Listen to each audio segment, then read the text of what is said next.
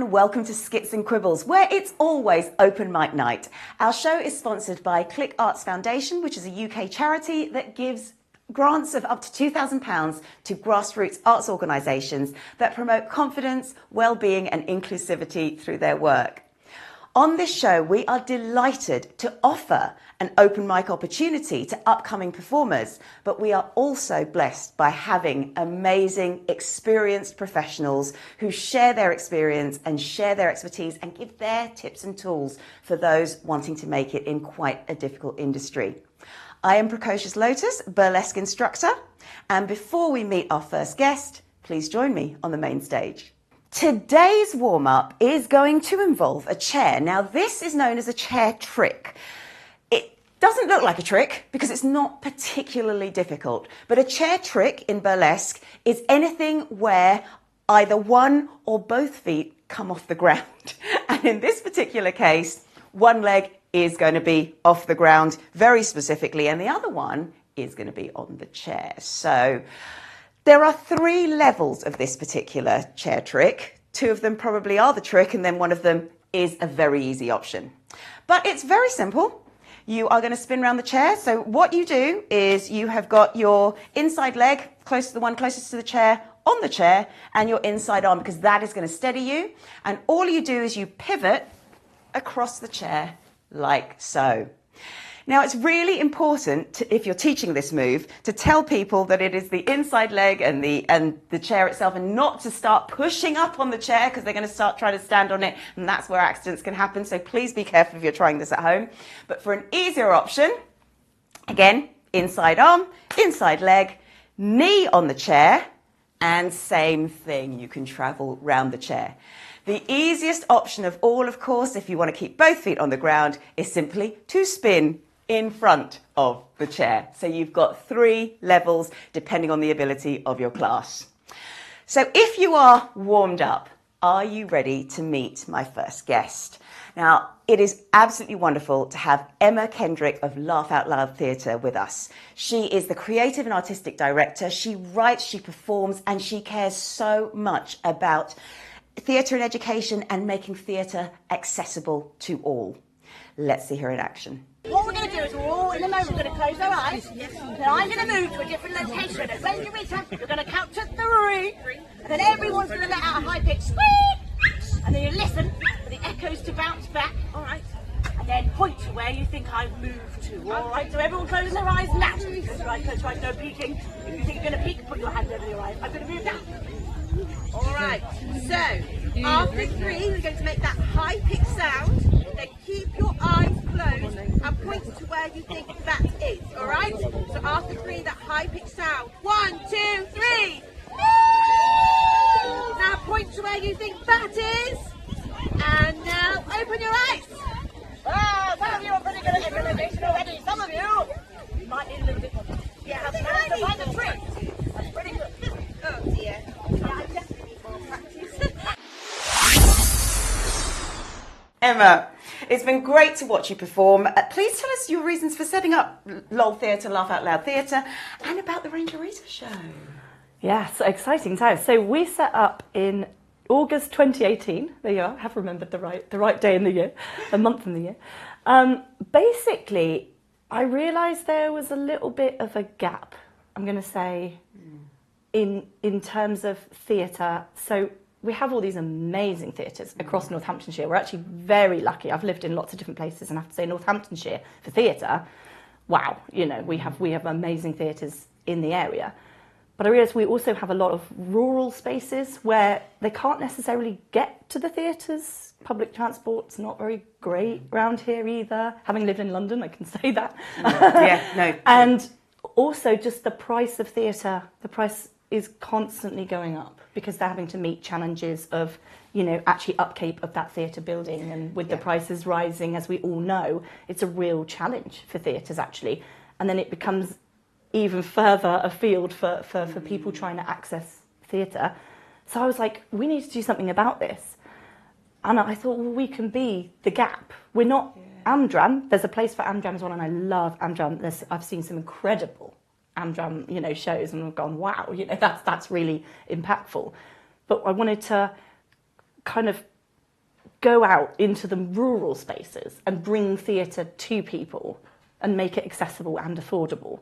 And at the same time, going, well, we can hire local people. Because, again, I moved to the county and I wanted to settle down. I'd done my travelling up and down the UK. I'd been very, very lucky in my own career to have worked for some amazing companies and learnt my craft, really.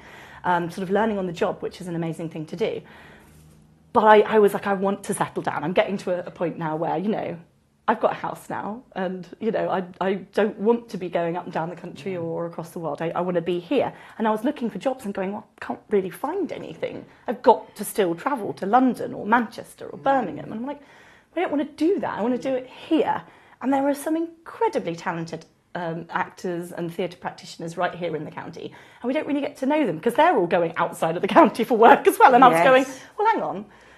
We're going to create work and we're going to employ local people to perform for local people. And that sounds all very, I don't know, League of Gentlemen, but it's not meant to be. It's very much like, no, we saw that there was that gap and we wanted to fill it, and that's kind of our unique selling point as a company, and that's what we do. I love that, because not only are you filling that gap for audiences who can't access theatre because exactly of the issues that you've mentioned, but you're also filling that gap for working actors. Yeah. You have had a long and successful career yourself. You've honed your craft, and now you are giving that opportunity, paid opportunity, which makes a huge difference. Yeah, and working with local actors who can then use what they've learnt with you to go and do their own things and so on. And that's really important. So it's two gaps you're filling there, which is brilliant. And also kind of almost like a third, but it ties in with hiring local actors, but working with colleges and universities locally as well to say, we're doing this is what you want to do, here's a path into it, and then we can hire them sometimes as their first ever job and go, this is what you should be paid. Do not accept, you know, lower paid jobs, because it's only going to then sort of create that spiral of people being able to exploit realistically new actors coming into the industry, because it's such a competitive industry. We have to know our worth and go, okay, I know I've not got that much experience, but I still know what I'm supposed to be paid as a minimum because I've done the training. Yes. I've had to put a lot of my hard-earned cash into being trained. It is a skilled profession, and we need to recognise that and stop sort of thinking, oh, anybody can do it, because actually they can't. A lot of the time, you'll watch people and you'll know their level just by watching people, and it is a skill, and we need to recognise that. So. And pulling on that thread of the skill even further, what we notice is, of course, a lot of national theatres are doing relaxed performances and so on, but that's another skill that you bring into it, and it's a very important one, that you focus on relaxed performances, again, within the community space, so it's accessible with schools, colleges, and young people in particular.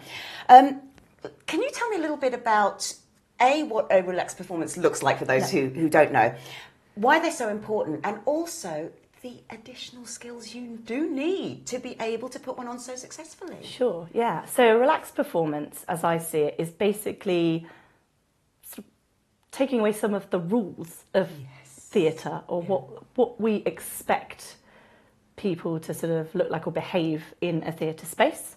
So you've got your theatre building, and everyone is expected to go and sit down, take their seats, wait for the performance. When the curtain, you know, when the lights go down, that's when we be quiet, and we're sitting there and we're watching and we're listening, and that is what is expected. However, there are obviously some people who might have disabilities, learning disabilities, or neurodiverse sort of things that kind of prevent them from behaving in that socially acceptable way. And it's stopping them from actually accessing theatre. And I think that's a real shame, because theatre essentially should be for everybody. It shouldn't be this kind of elite on a pedestal, only people who can afford it and can access it. Sit nicely. And can sit nicely and all of that. And I'm challenging that, because theatre essentially comes from storytelling. And I think we've had this conversation before where, you know, people used to sit around a campfire and tell stories, and it was very much a social activity. It connects you as humans. So theatre is for everybody, and we need to remember that as well, and it shouldn't just be about highbrow or anything else. So I do also, I will come on to obviously Ranger Rita as a show, but I do also sort of think there doesn't have to be this level of theatre. You can bring it right down and be kids again, yes. you know, because it's important that we have all kinds of theatre. It provides a platform for all sorts of people. But in terms of, yes, neurodiverse or people who can't necessarily sit there for a long time and listen, theatre doesn't necessarily have to be that, so we're kind of challenging that as a boundary. I love that there's more relaxed performances for people to be able to go into a theatre space. So they'll basically put up the lighting in the audience area, so people can kind of move about in the space. They can go and lean on the stage if they want. They can ask questions, which is what my nephew, he's highly autistic, and he will ask questions during a show. Not because he's misbehaving, not because he's being disruptive. It's because in that moment he genuinely has a question that he wants answering, because he hasn't understood something, or there's something about it that's intrigued him and he wants to delve into it further. And so that's how his brain works. And because I understand that, I think I'm at an advantage when I'm writing shows and when I'm thinking about how I'm putting on a show, because I have him in mind, knowing how would Ben access this show, and if he can access it, then I'm happy, because everyone can access it. And I think I'm very lucky in that perspective, that I have somebody who I can sort of base it off of, and he's sort of become my little... He comes along to all the shows and he sort of tests it out. I get feedback from him. He's very, very honest as well, which is a lovely thing. Because he's not going to sugarcoat it. He's not going to be like my mum and go, oh, well done, it's lovely. He's going to go, I thought this was boring and I didn't like that and that doesn't work. And why have you got... I remember I did the performance of Goldilocks and the Three Bears in a theatre space and invited him along to come and see it. And he went, I liked it all, but there was one bit where they were doing a dance and there was these swirly circles on the floor and I hated it, because for him that was a distraction and it took away from and I hadn't thought about how the lighting was important. And it really, now I even think about that, so I'm like, oh, thank you, you've actually taught me something. So I've learnt from him. He's only 10, but he picked that up and went, it was really distracting and I couldn't focus on what was happening because there was all of this going on. And I went, interesting. It's about being so aware of feedback, and it's bringing psychology into it as much as everything else as well. And I know you have a background in that area. So I think that's brilliant. And with Ranger Rita, you not only relax the performance, but you take it outside the theatre as well. And how does that help even more, especially, say, with a neurodiversity such as ADHD? I mean, I love that we can take it sort of out of the theatre space. Theatre doesn't need to happen in a building called a theatre. It can happen anywhere. I mean, I've performed in churches. I've performed in the middle of a shopping centre. There's pretty much nowhere I haven't performed. But Ranger Rita specifically, because it's about nature, it's about animals and wildlife that you'd find on your doorstep, which is important as well. We're not talking about lions and tigers that, some kids have never met. It's animals that they should know and recognise that are right there, that they might see in real life. And so we take it out into country parks and green spaces and utilise that space. They're in nature.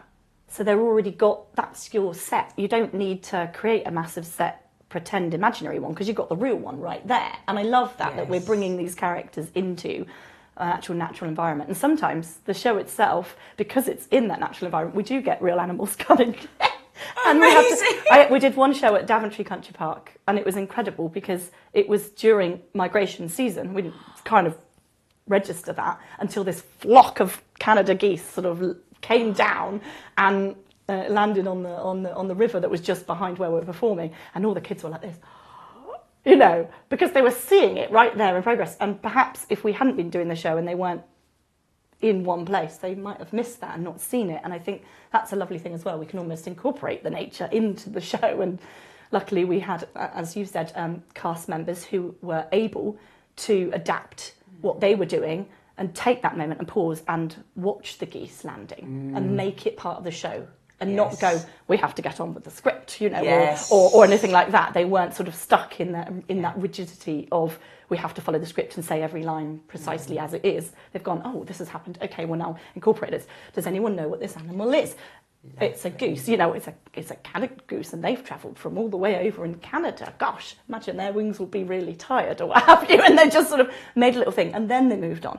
Because if you ignore it, all of those kids are going to have questions. They're not going to listen to anything else. Yes, because they're still thinking about They're thinking about the geese they've just seen landing on the pond. So you have to acknowledge these things and you have to take it into account. But I think, being able to perform outside, you have the freedom of having the nature around you. So what you're talking about makes sense because the kids can see it right there. It's instant for them, rather than having to imagine something that they perhaps don't know. We can do it as adults because we've been there and we've seen it growing up, but they might not have got to that stage yet. And I think as adults, you often forget that kids are still learning and you kind of expect them to just know everything already. And I'm like, no, because they're a child, they're only 9 or 10 and they haven't had the same experiences that you have. So you can't expect them to just know things, you have to teach them. So I think that's the beauty of it, but also it allows the freedom for these kids to be kids, I think, in nature. Yes. And that's really important as well, to build up that connection with nature and say it's okay to run about and everything, as long as you're careful, because if you move that log, there might be a creature living under it. Yes. And then it changes their whole way of looking at that world as well, and they become sort of environmental warriors in a way, and it's lovely. They become like little rangers, and they're then telling all the parents, oh, we shouldn't be doing that because a spider lives there, or and it's lovely to see that kind of progression. We get parents actually messaging us weeks after the show going, we've had a recreation of Ranger Rita. They've done it in the garden and made us watch it and all this, and the kids just want to keep doing it because there's an element of play. And I think play is such an important thing. We've just been spinning on our chairs before this. Because play is important. And I think, again, as adults, you forget to play. Yeah. And you learn through play. Kids learn through play. So by playing, they are learning. And so by actually recreating our show, it's a lovely thing for us to hear as well. But they're kind of learning through repetition and through that learning of through play. They're being those creatures. They're going to remember all the facts and all the things that we've taught them. And it's just a lovely way of them sort of taking it a step further in their learning and their development as well. And we're going to take another look at another clip from Ranger Rita. Let's tell Karen our motto after 3. 1, 2, 3. Protect and preserve our nature reserve. Oh, fantastic. Oh, well, thank you all for cheering me up. And I'm getting rather petulant, so I'm going to do some fishing. I'll see you soon. Bye.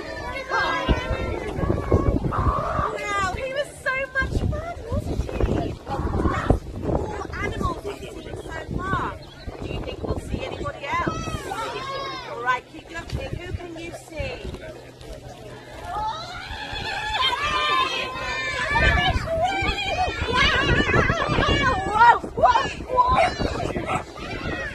Oh no!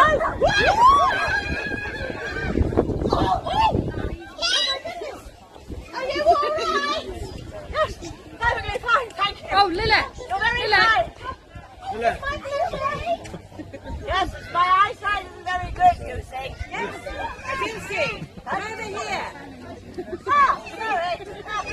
Oh, are you sure you're all right? Yes. There's all the water stuck in my ear, you know. And well, it's made my balance go all over the place, not to mention my hearing. Oh, I'm sorry to hear that. I said I'm sorry to hear that. You're sorry to hear that. I'm sorry to hear that. You're sorry, your tears back. Some of us. Can you all hear me out there? After 3, we're going to shout, I'm sorry to hear that. Ready? 1, 2, 3. I'm sorry to hear that. Thank you, but there's no need to shout. I'm sorry, were you talking to me? Oh, look, I really need to sort this ear out. It's keeping me up, and I'm trying to go to sleep before I go out hunting later. Oh, what sort of things do you hunt? Like bugs and insects, of course. I can eat up to 1,200 bugs and insects in 1 hour. Wow, that's amazing. I don't know where you put it. And did you know that bats can live for up to 30 years and we can travel at speeds of up to 60 miles per hour? Wow, that is as fast as a car. You would definitely beat me in a race. Yes, but only if I was flying. And as you can't fly, it would be a very fair race. Yeah, that's true. Hang on a minute. You said that you go hunting at night time, yeah? But it's dark. So how do you know where you're going and where the insects are? You see, what we do is we let out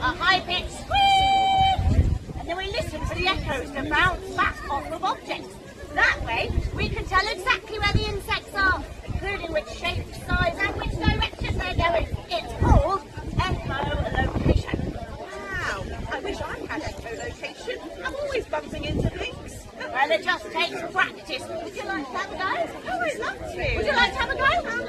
Cat, yes, it's the middle of the day. It's not dark. How are we supposed to do that? All you have to do is close your eyes. Then you'll have to use your ears to see where things are. Well, can my mate join in too? Of course you can. You want to have a go at echolocation? What do we have to do? Right, sit yourself there if you want to have a go at echolocation. Can you do that? Can you sit there? We'll have a go at echolocation all together. Fantastic. That little video, I love this because I wanted to spend a moment. All the way through that, you were really supporting that little girl. But her parents, because I was standing next to them, were so worried. And first of all, they were just talking to each other. Oh, she's being so noisy. Oh, come and sit down. They were trying to call to her. And then afterwards, I overheard Mum saying, oh, she listens to what that lady's saying, talking about you as Owl. I mean, tell me a little bit about this. Is this a common occurrence? And It is actually, yeah. It's not a rarity. And it's lovely that you've managed to capture it on film, because it does happen at a lot of our shows.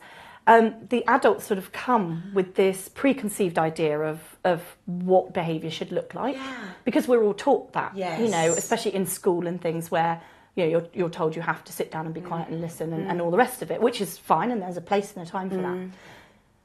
But there's also that worry of what other people are going to think. Yeah. So the parents have probably been told or had comments that have given them this anxiety and fear. Genuinely worried. Of you know, other people and upsetting other people, and they don't want to upset other people. And actually, if you looked at the rest of the audience, they were all fine. Yes. Nobody minded. Nobody really cared. Nobody bothered. And I think for a couple of reasons, because obviously of how we were dealing with it, and they could see, oh, they're dealing with that, that's fine. I don't need to worry because they've got it. They're handling that. But also because it's a free show. And I know, again, we're coming back to psychology, but I think there's a difference between if you've paid X amount of money, you expect a certain level of what have you. If it's free, the rules are relaxed. It doesn't matter. We haven't paid anything, so it's okay. And there is that element there where people don't mind as much that it's being interrupted because it doesn't really matter. We haven't paid it. We haven't lost anything really in a way. Yeah. And that's an interesting concept to bring that in. But I do think that does. No, it does. Because not only does that help for somebody who can't actually afford the theatre, and it is expensive. It's ridiculously expensive for say, a family of 3 children or something like that. But you're absolutely right. It still allows them to have that same experience, but not have had to be out of pocket for it, and that is brilliant. And I think the nice way of obviously them being able to see, oh, it is okay. So that they start with this sort of level of anxiety, and then they sort of calm when they see, oh, it's okay. Oh, they're allowing it. But then they're showing they're praising the positive behaviour, the bit that they want to see. Like she's had that little bit, and now, okay, and now she's listened, and they're saying, oh, thanks and well done, and praising it. And I think it's because I'm coming across in a tone that's not, I'm not at this heightened, stop doing what you're doing. Yeah, you're not because a teacher. anyone and I've said this before as well, it's not what you're saying, it's how you're saying it. It's the tone, it's the body language, it's the pitch. They're actually more important than the words that you're saying. So by me just being very calm about it, the girl listened. Yes. Whereas she wasn't Yes, she listening to did. her mum or her parents because they were going, come here and sit down. And she was feeding off that energy. Yes. She didn't want to gravitate towards that. She actually wanted to go further away from it because she wasn't hearing the words. She was hearing the, I don't want to go towards that. I want to go towards this nice calming out creature. Yes. You know? Yes. So it's just the way that you come across, I think, is very important. And sometimes parents in that moment, they forget about that, and actually what they need to do is ignore everyone else and just go, okay, well done, sweetie. I love what you're doing there, and it's great that you were actively involved and clearly you're excited. But I think maybe we should come and sit here and you can see it better, or just phrase it in a different way that's going to be a more positive spin. I think that's it. It's just to take away all the negativity towards it and spin it in a more positive way. I love that. And it does help young people self-soothe as well, because they do understand that and they connect with it, and then they find a different experience if they have sat down. Yeah. But they've sat down because they've wanted to. Yes. And that allows them to be open to it. I love this. Yeah. I love this. Now, we've spoken before about your own amazing career yourself. Now, you've written, you've performed. Just personal question. Do you have any favourite characters? And if you do, why? It's a great question. I have been very lucky to play a number of roles. I always enjoy playing the kind of more quirky characters. They're a lot more fun. I've never really been a princess. I don't mind that. I'm not drawn to the princess characters. You know, I'd rather play the evil witch because it's a lot of fun. It's great to play a baddie. A baddie is so much fun. There's nothing quite like hundreds of kids shouting at you. You've done something wrong, and you're just going, oh, whatever, you smelly children. It's great. It's wonderful. It's just a real connection. So I love characters like that are a bit sort of out there. Crazy fairy godmother or the wicked witch is kind of more my role. I do a lot of kids theatre and I love that, but I also love doing this sort of really challenging roles as well that perhaps aren't children's theatre, because a lot of the time people sort of think, especially for the audience, they sort of think, oh, well, that's easy. It's not, but they have this sort of perception that, oh, just because you're messing about dressed as a spider or something, that's easy. You can't do proper acting or proper theatre. And so sometimes I just like to prove them wrong in a way. And one of my favourite roles I actually did last year, where I was part of Talking Heads by Anne Bennett. So this was really popular in the 80s. It was put on the TV. Julie Walters, the amazing Julie Walters. And I did the same monologue that she did. No pressure there. It's a big Phil. So it was Leslie from Her Big Chance. And it's basically about an actor who's trying really hard to further her career, but she actually ends up doing some very inappropriate things and thinking that she's doing really well, but she's not. She's sort of deceiving herself, really. And I thought it was a really interesting monologue to put on, again, talking about that exploitation of actors and then thinking what they're doing is good and great and, oh, look at me, whereas actually they're just being exploited the whole time, which is what happens to this character. But she's so deluded by it all that she can't see it or just doesn't want to see it. And there's that element in there. And for me, it's a 40-minute monologue. It was just me on the stage, and it was a real challenge and an experience for me to be able to do that and say, oh, I can do this as well. And I think that was great, not just for everybody else to see, like our audience that normally see us in pantomimes and things, but also for me personally as an actor to have a role like that was a real, that's kind of a one of those career defining moments for me personally, to get to do that and to be able to do that. It was it was a really good experience. So I loved that. I just hear the passion in your voice as you're talking. But the one I think I want to just pull out there, and I know it's not a question that we've prepped for, but the exploitation of actors. I know you feel very passionately about how not to exploit people. What do you see happening out there? I see, because I'm very lucky, again, I don't feel personally that I've been exploited, which I am very, very lucky that I haven't had that experience, because so many people that I come into contact with have. And that's where I've kind of drawn it all from, is the amount of stories I've heard and the amount of people who have been exploited at one point or other in their career, and I just think that's not okay. Just the sheer volume of it, and the people that I know, that's not even people that I don't know. So I'm sure there's hundreds of thousands more cases like this, and it just needs to stop, and it's only going to stop if we educate, and it's through education that I'm also very passionate about people in what they should be accepting and what is okay and what is not okay. And working with other professionals to really band together. So I'm part of a couple of sort of nationwide things that are trying to stop this exploitation, and I think it's really important to be a part of that as well, and be a part of that movement that is actively trying to go, this is not okay, and be an employer that is doing the right things and showing that it can be done. Because even for a not-for-profit company, we can still pay people the right wages. So it removes that excuse of, oh, but we're not earning enough money to pay them that wage. Well, we can do it. So why can't you? Absolutely. And that's what we're trying to lead by example in that way.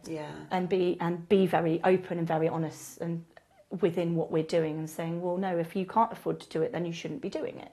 Or find a way to fund it so that it is okay. Not exploit your actors. And it's fine, and there is a difference between Andran and of course, professional, yes, and that is in the pay, and it's okay if you're doing stuff for free. I'm not saying you can't act for free. That's not. I want to make that clear as well. But that's a very different thing. And if someone is profiting off it, and Yes. you're not paying your actors, then I have a problem with Yes, that. yes, That's where my issues lie. So. Yes, no, and it is a very fine line because Amdram, everyone knows this is what it is, and no one gets paid, and everything just goes back to fund the next production. That's how it is. You've got the not-for-profit style, which is we're all going to do it, and if we make a profit, we split it. Is a usual thing.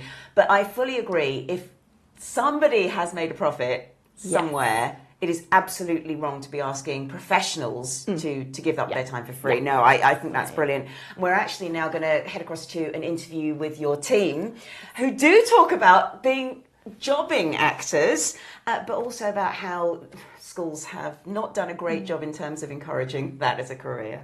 I was very shy as a child. I didn't really speak to anyone. But my mum was one of those mums that was like, you're going to do something every day after school. And I was a ballet girl. And then I kind of got to a point where I thought, no, that's not really for me. And then she said, well, you're doing something else.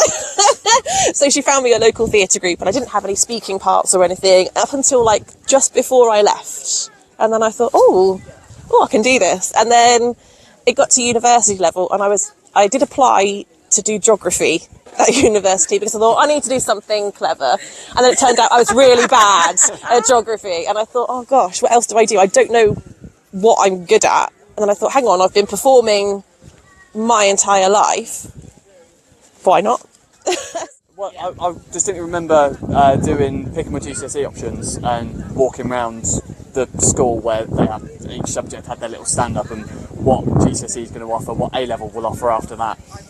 And one of my science teachers turned around to me and said, well, you're not going to pick drama, are you? You've got to pick a proper subject. That's coming from a teacher.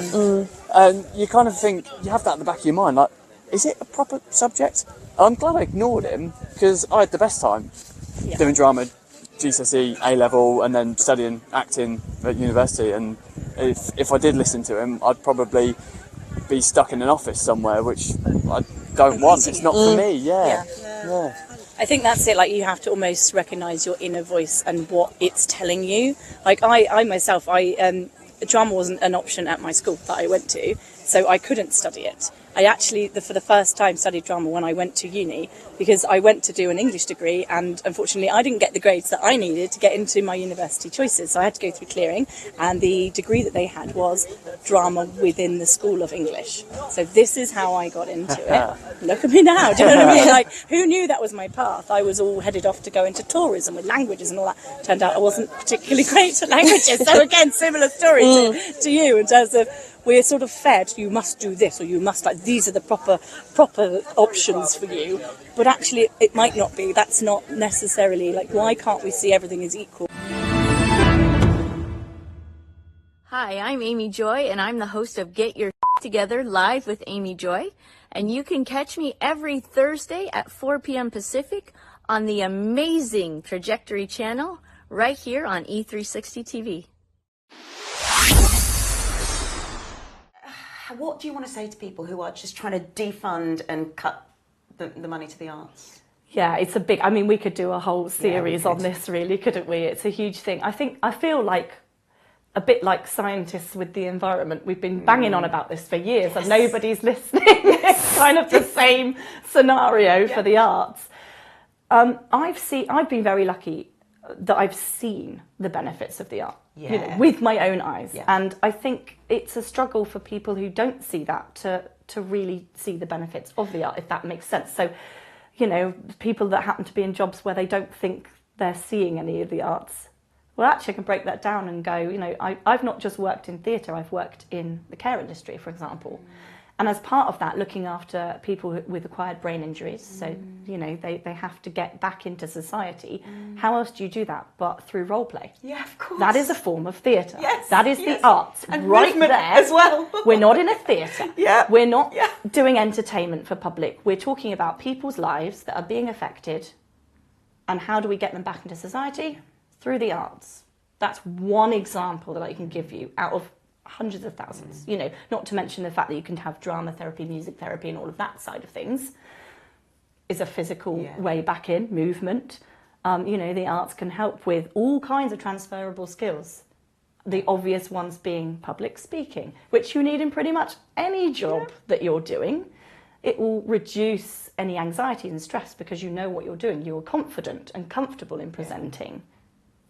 That's, you know, again, it's a benefit. It comes from the arts. There's so many skills that you can learn through the arts. It doesn't have to be about people necessarily having a job in acting or having a job in whichever other side of the arts industry, which, I mean, you can look at the other side and go, well, there are hundreds of thousands of jobs within the creative arts industry. I've just done a whole day's worth of workshops with a school in Northampton about this, who are promoting the creative arts industry, which I think is a lovely thing.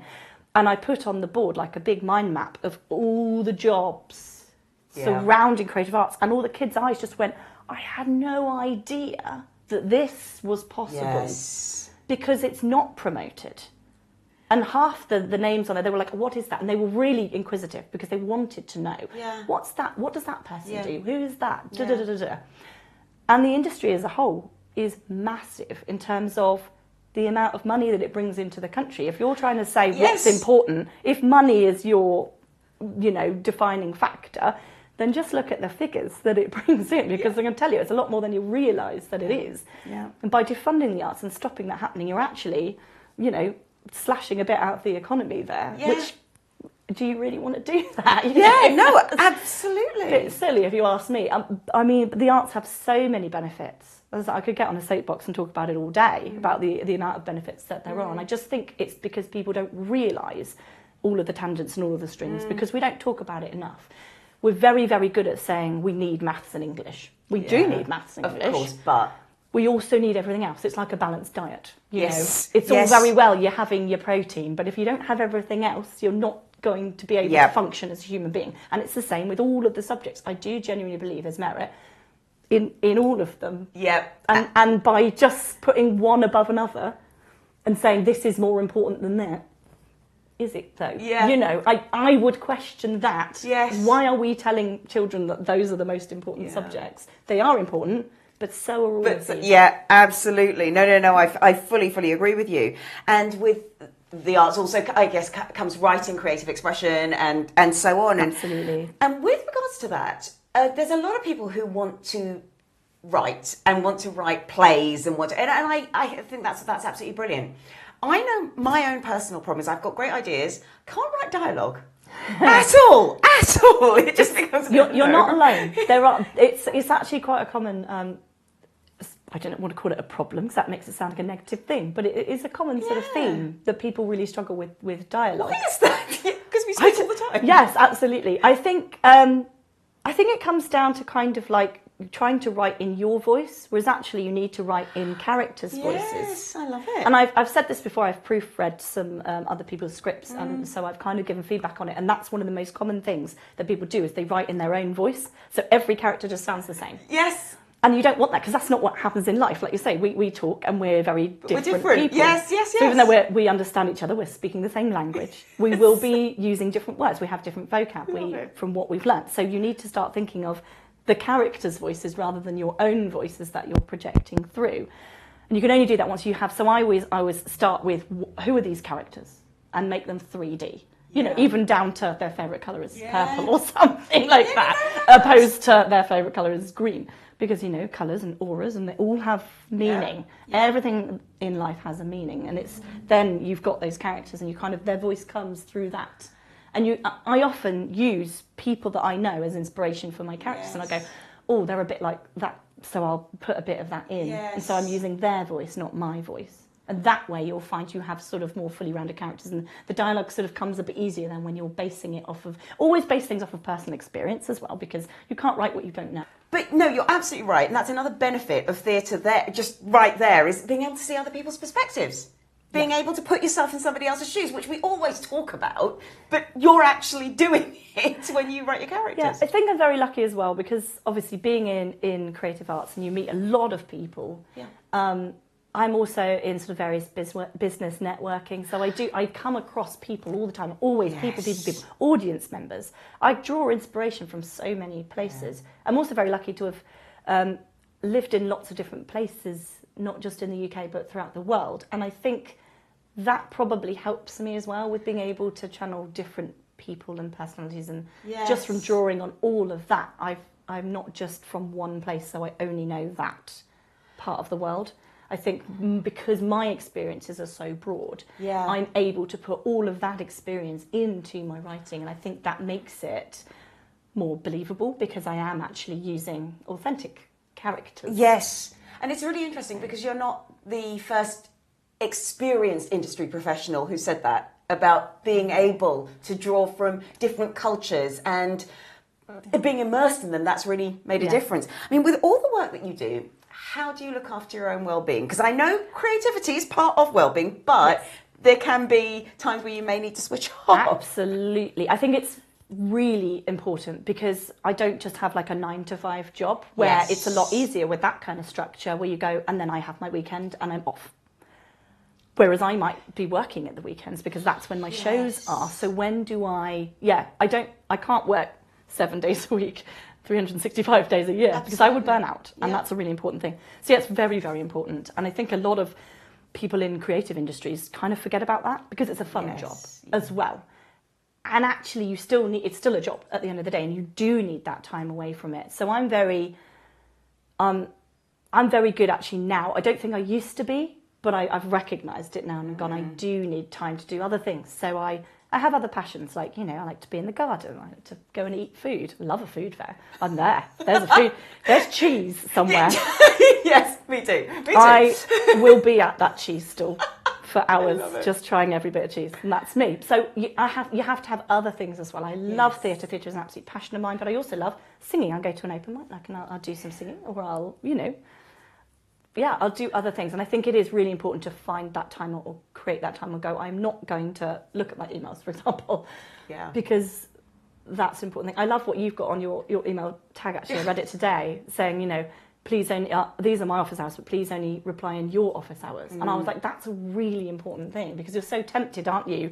It's accessible now on your phones and stuff, so you're just really tempted to like reply at 11 o'clock at night. You go, no, because then you're setting an expectation of people can contact you anytime they like. Yes, exactly. Not important. That can wait till Monday. I don't I need love it. to reply to that right now. Well, we're going to test you on your well-being now. So, over to our Great Dream Challenge. Emma, this is the Great Dream Challenge. This is the Action for Happiness 10 Keys to Happier Living. And so all of those spell out Great Dream. They're all things that we do for our well-being.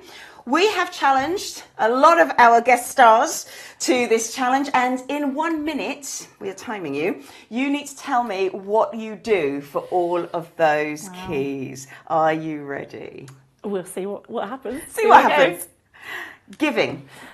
I like to give random treats throughout the year, not just on birthdays. Nice. Relating, connecting with people. Always meeting up with friends, normally barbecues. Exercising. Taking care of yourself. I do a lot of flyering, so there's a heck of a lot of walking going on in there. I also do yoga. Oh, love it. Appreciating and noticing the world around you. I take walks in nature regularly. Love Very it. nice. Trying out, learning new things. I have to learn new things always in business, so I'm always doing workshops. Brilliant. Direction, having a goal to look forward to? I try to have directions. I know where I want to be, but the path always changes. A resilience, finding ways to bounce back? Again, we have to be able in theatre to know how to move on from a challenge that's unexpected. Yeah. So quite good at that. Good. And emotion, taking a positive approach to life? I'm very positive. Happy. And time is up there. Well done. Hard. It is hard. It is hard. It's because it's only... You have to pluck out of your head what you want to say. Because in words that make sense to other people. Well, the thing is, you do these things I do, all the time, but then suddenly you're on the spot. All the time. But it's great. You have got up to DRE, and so you're the same as Velvet Engine, who we've had in. We've had Sharon de Leonardis, so you're in good company there. Yes. I mean, I only got to R, so well done. Yeah. I think 'cause we want to elaborate on all the points as well. It's like, no, move on next. Exactly. Yes. Our producer has actually said the tip to do this is speak fast. Brilliant. Well, we're going to come back with Emma for our final tips. Well done on that challenge. It is not an easy one, but it's so important we look after our well-being as well. What's next for you? We have so many things going on. It's unbelievable. The best way is sort of either follow us across social media or on our website, which I have just updated, so I can with confidence tell you that everything is on there. And that is LOL, so for laugh out loud, theatre.co.uk. Brilliant. And you'll find everything on there. The calendar page is slightly overwhelming for me personally because I realise how much work I have to do. But it's wonderful that we can provide so much for so many people across Northamptonshire. So yes, we've got some Ranger Rita shows coming up as well across the summer holidays, starting in a couple of weeks' time actually. Brilliant. And we also have our Once Upon a Fairy Tale show, which is a beautiful show, sort of for families. I'd say it doesn't really matter what age you are because fairy tales are great for any age, really. In fact, I've had parents say that they find my facial expressions particularly hilarious in this show, so that might be something that you can look forward to.